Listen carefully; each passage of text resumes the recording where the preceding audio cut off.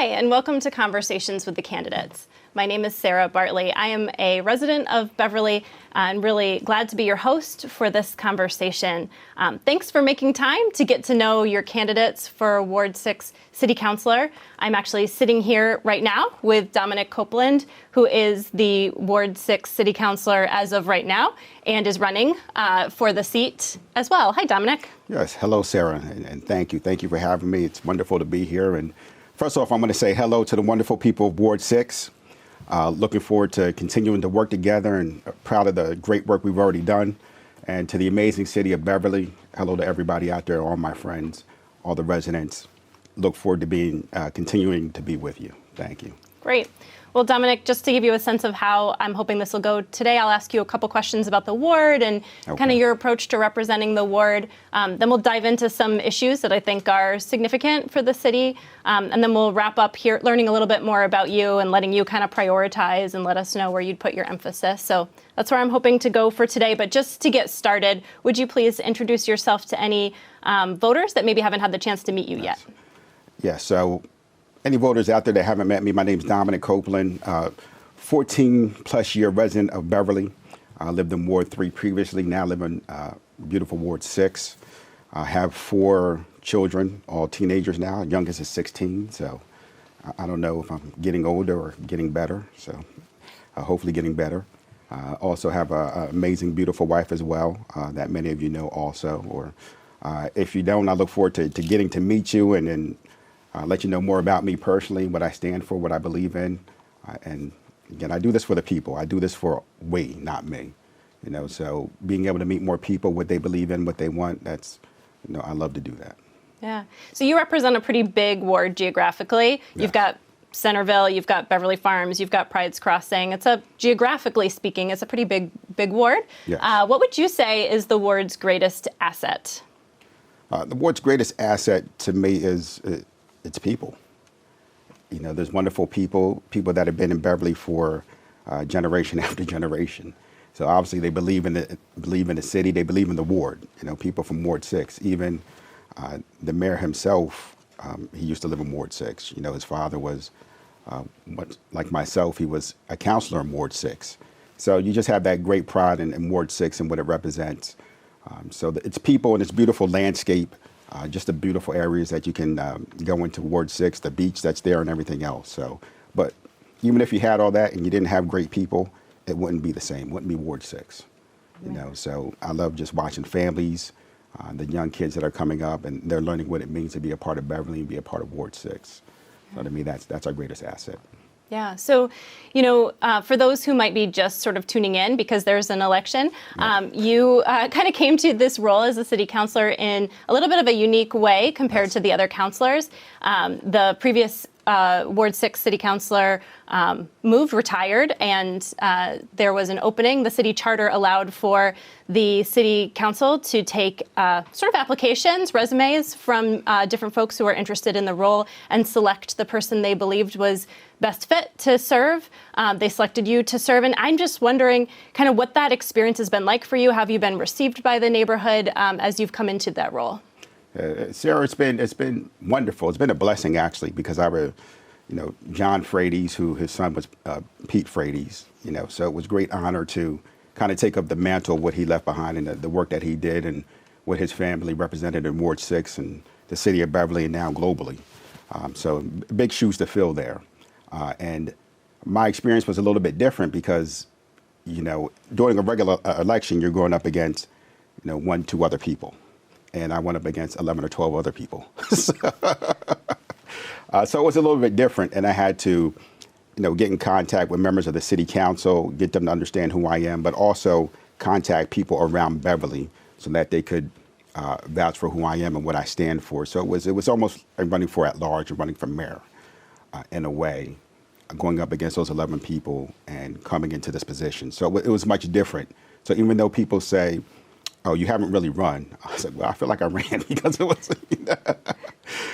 was a little bit different going against 11 other people instead of 1 or 2. So for me, the experience has been great. I feel like I've been really welcomed. There's many people from Ward 6, from the farms especially, that met with me, sat down and had some wonderful conversations, and been able to actually do a lot of great work within a short amount of time. So it's kind of like drinking off a fire hydrant, because if you think about it, what most people have 2 years to do, I've had a few months. Yeah. Before the next election. Yeah. So it's been a lot to get done, but we've gotten a lot done. I've been very proud of the work that's been accomplished so far, and looking forward to moving forward to what we can do. And I'm just glad and honored that the city council and other people spoke up for me and were willing to elect me into this position. Yeah.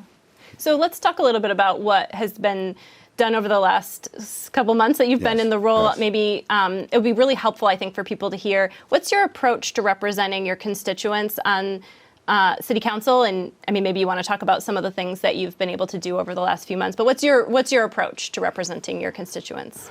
I'll start off with my approach, and I'll give an example. So I think it was back in August, the mayor was talking about the ARPA funds. So these are the funds from the government, the $12.6 million.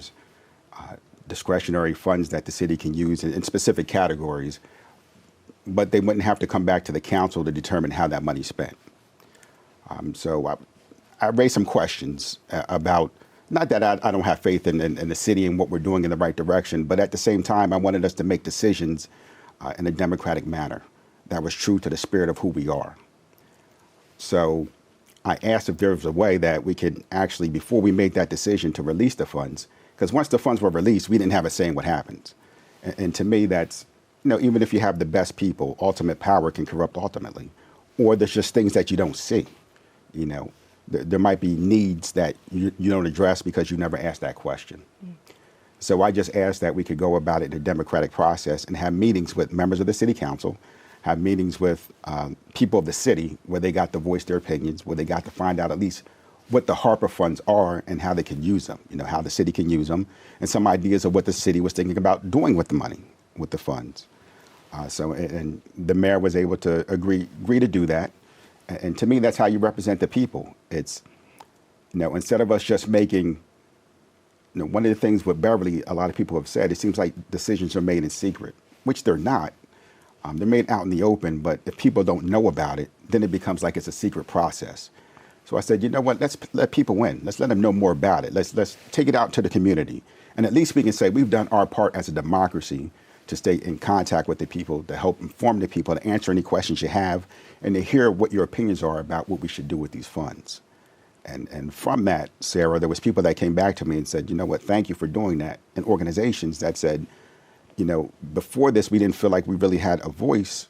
And now we feel like some of our things are being at least listened to. And even the Council on Aging, right now they had to share their building with the health department. And if we didn't have that conversation, there's services that aren't being offered anymore to senior citizens that we didn't know about. And we wouldn't have known about until we had that conversation. And now we can go back as a community and address those things. So it's, to me, I represent the people. I want to make sure we do things in a democratic process where the people have a say, because the people are one way that we check.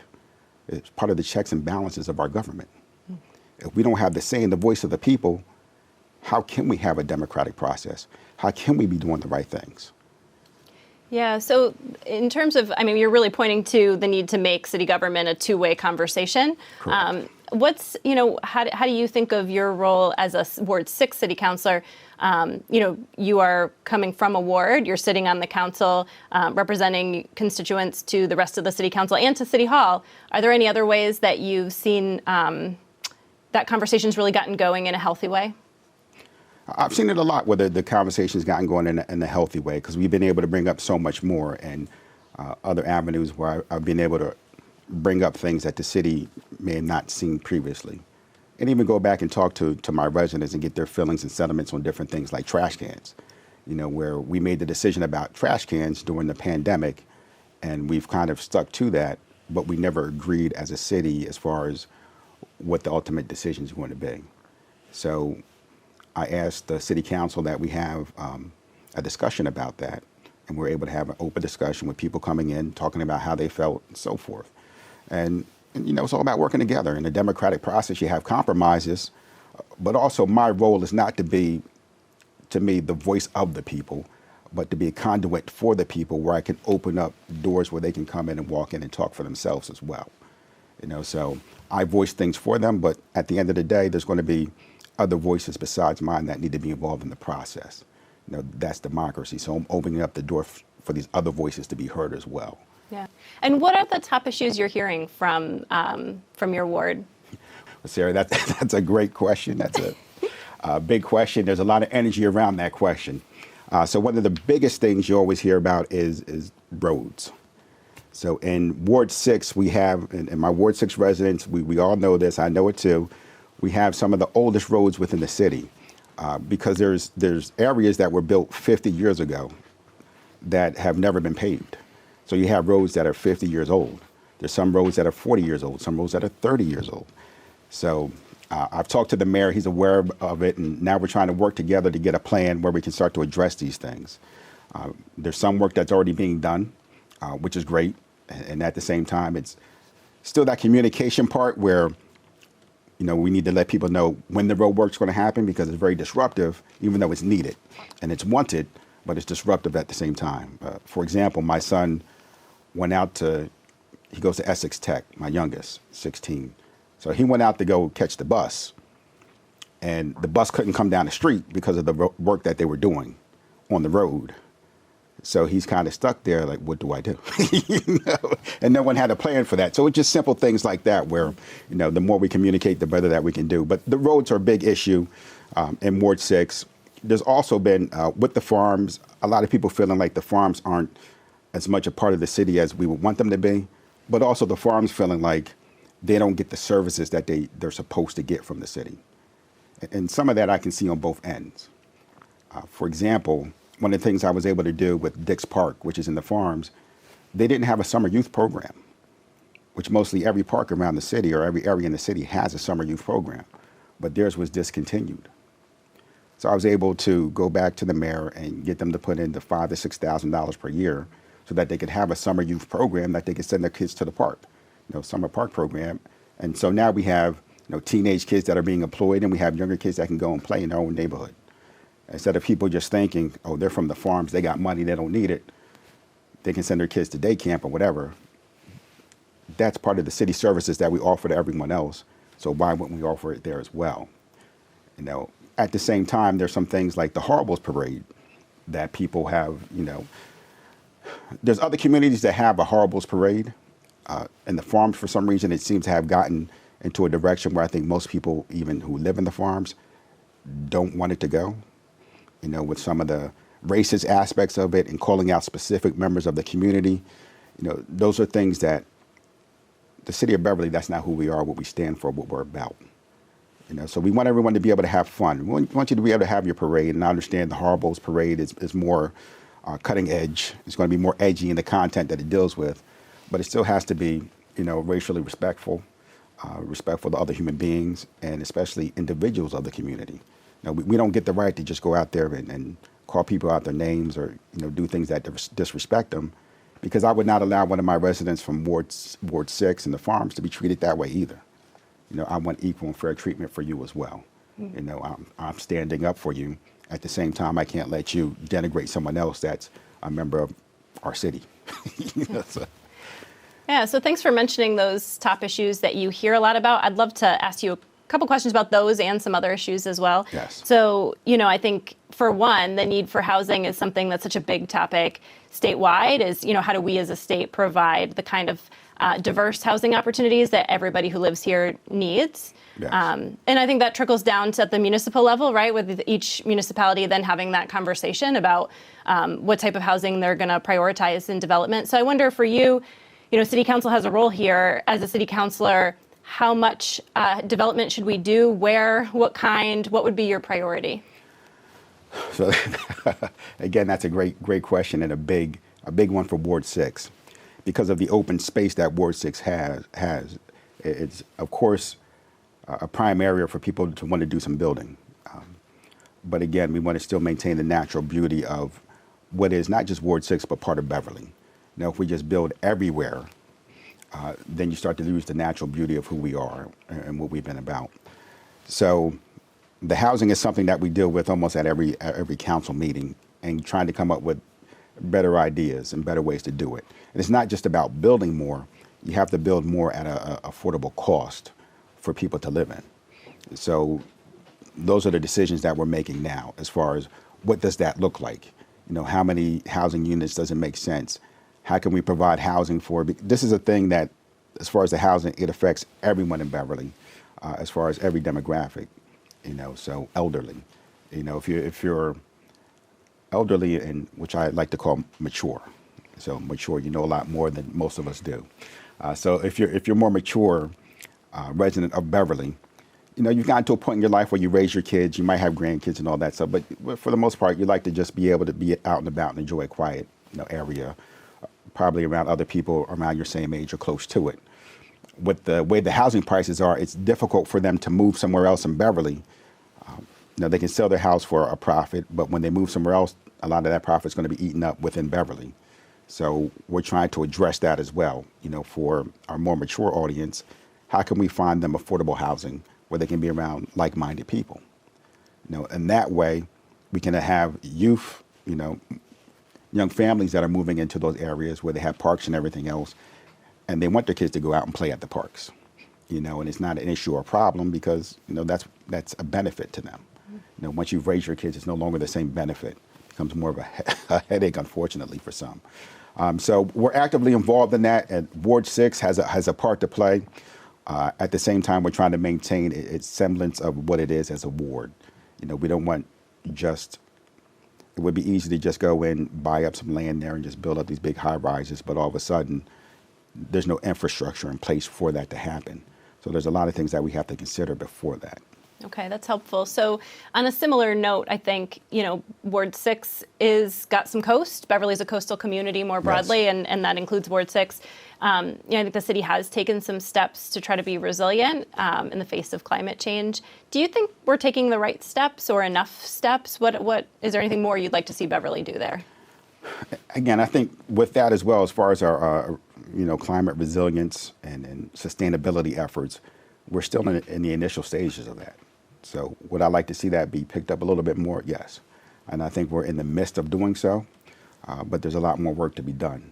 With our shorelines, if we lose that, then we lose a great part about being in Massachusetts overall, and especially about Beverly, because we still haven't gotten to a point yet where we, like Salem has, where they're able to effectively utilize the shoreline a little bit more than what we are, and they use it to bring more income into the city, where it's not potentially people that come and stay and live there, but people that just come visit, they spend money there, they enjoy it, and then they go back to their homes and wherever else they came from.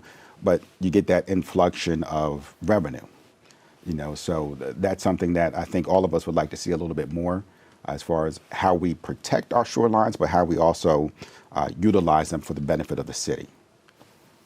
All right. So moving on to another topic, I think the city has raised through community conversation issues Yes. of racial justice and equity, probably a little bit more than I can remember in the last year or two. One of the things I've really taken away from those conversations is that racial justice and equity is not the job of one or two people in the city. It is really to be held and shared by all of us. We all have that sort of role to play. Yes. So I wonder if you would articulate, what do you think is the role of the city council in issues of racial justice and equity, and how do you approach that? Maybe what's something you've been involved in as an individual? Yes. So there's different thoughts that I've had about it, especially recently. Because as I was saying to another counselor earlier, as far as what happened at the school committee the other day with Dr. McKenzie,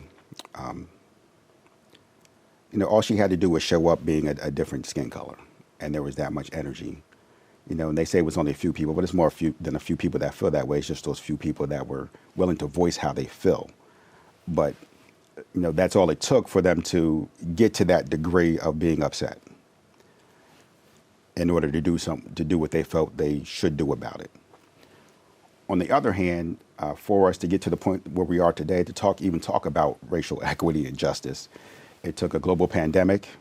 It took the deaths of numerous people of color. It took the death of George Floyd on film, where everyone had to watch it. It took marches. It took riots for people to have that energy to say, maybe we should have a discussion. That's a lot, and eventually that's going to dissipate. So I look at it this way as well. If you're for example, if you're in an abusive situation, the person that has the issue is not the person being abused, but it's the abuser. That's the person that needs to make those changes. They're impacting you and you're being influenced by it, but it's only a problem because of what they're doing to you. So when I look at the whole racial equity and justice side of it, we're on two sides of the street. There's things that we as Black Americans have to do. There's things that we as white Americans have to do to make a difference. So there's work to be done on both sides of the aisle. And right now, I think we're still getting to a point where we recognize what it looks like and recognize how to do something about it. For example, at the school committee, again, there's people that are upset about how that individual was treated. But again, instead of just being upset, you need to go vote for that person. Or in my example, if I'm running for city council and you say, hey, the city council's role in this is what the people say it is. So if the people want to make a difference, they make a difference by standing up, voicing their opinions, but also getting out and vote. Because one person, two people can't make that difference. It can't be just me, it has to be we, all of us standing together. I'm a representation of what you want.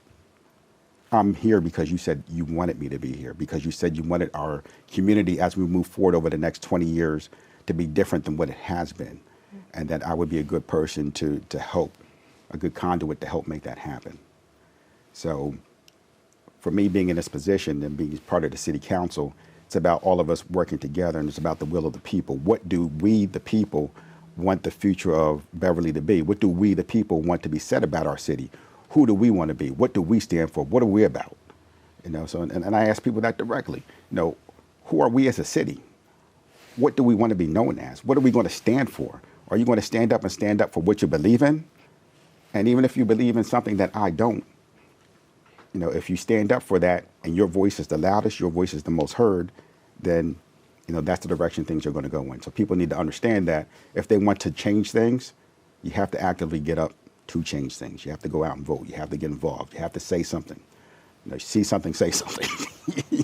You have to call it out, and you can't just say anymore. I'm being a little long-winded on this, but there's a lot of passion behind it, a lot of thoughts that have gone into it. We can't simply say anymore, just like we see with the Me Too movement and so forth. We can't just say, oh, that's just him being him or them being them. We have to say, no, there's a standard, and that's not what it is. We have to be better than what we have been before. So Beverly itself has to choose where we're going from here. Who do we want to be over the next 20 years? There's a lot of diversity here. Are we going to incorporate that and make it that special part of Beverly? Or are we going to fight against it and tear apart something that's so beautiful and wonderful as what our community is? Yeah.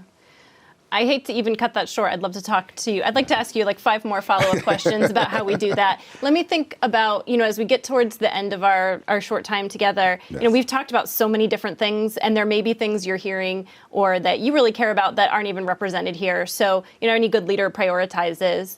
If you had to come up with just a couple of your, really going to be your top priorities if you're elected to serve in this role, what would those be for you? Great question again.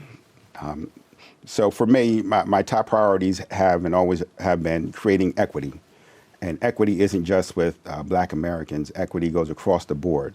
So equity in the representation of the people within government, equity within the representation of our youth within the city, and also equity in how we diversify our city.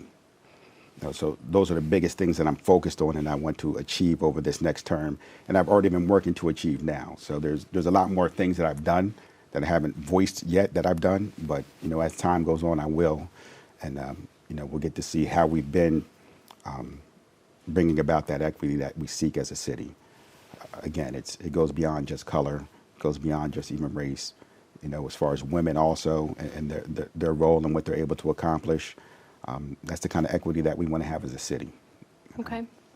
And, we've heard a lot about your views. You've been generous in sharing your perspectives with us, but let's talk a little bit about you. Yes. Are there specific experiences and values that you bring to the role that you want to let people know about? Well, we could write a few volumes about that, I think. Yes. Just a little question. Yes, just a little question. So I would say the most significant thing to me is just a passion and a belief in what we can be as a people. My slogan is "Together we rise." And if we're all able to come together, just like us sitting here having this conversation, if I'm sitting here trying to answer these questions by myself, it doesn't have the same impact as us being here and drawing from one another as we talk. And that's the city, if we're able to come together to achieve some of the things that we're capable of, Beverly can be one of the greatest places, continue to be one of the greatest places to live, and even more. We have so much diversity that's here. We're able to include that, the spice of life, the bowl of spice that is Beverly is just going to be something amazing and beautiful, and something that, people look at on a national level. Yeah.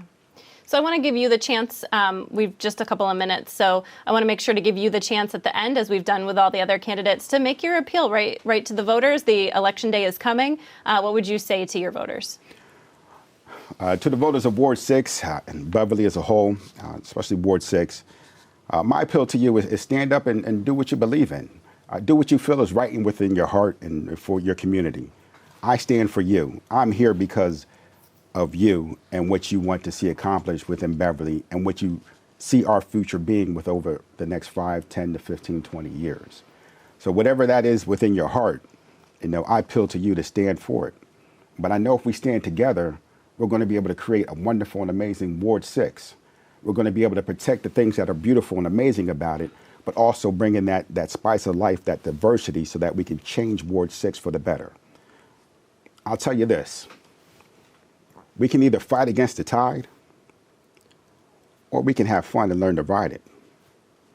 We can surf this wave into the future together and create something that's beautiful and empowering for all of us. So I'm asking you, let's stand together. Vote for me. Believe in what we can be together as a city, as a ward. Ward 6 is an amazing place to be. It will continue to be an amazing place to be if we decide that its future is us working together. Together we rise. I'm looking forward to seeing you November 2nd at the polls.